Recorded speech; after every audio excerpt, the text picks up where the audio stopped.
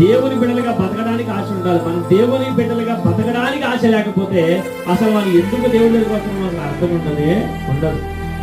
భోజనం చేసేవాడు ఎందుకు భోజనం చేస్తున్నాం అంటే మగవానికి ఇలా చూస్తాడు, మనకి నీకు తెలియదా నువ్వు తింటలేదా అని. స్నానం చేస్తున్నావు నువ్వు ఎందుకు స్నానం చేస్తున్నామంటే మన ఇంటికి చూస్తాడు, నువ్వు వారం ఒకసారి చేస్తావేంటి, నువ్వు రోజు చేస్తావు, ఎందుకు చేస్తానంటే కొన్ని మ్యాండేటరీస్ ఉంటాయి, కొన్ని ఖచ్చితంగా చేయవలసినవి. స్నానము, వస్త్రాలు, భోజనం ఖచ్చితం మానవాళ్ళందరికీ.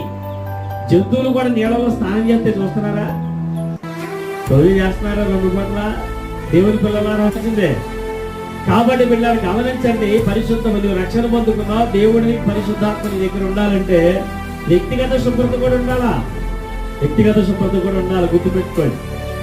కాబట్టి పిల్లలు ఈరోజు మనం వాక్యం దగ్గరికి వచ్చాం కదా, ఈరోజు దేవుని చదివి ఎంతమంది భావిస్తున్నారు? హల్లెలూయా చెప్పండి వాళ్ళందరూ. మరి దేవుని చదివి భావించిన వారు క్రమశిక్షణ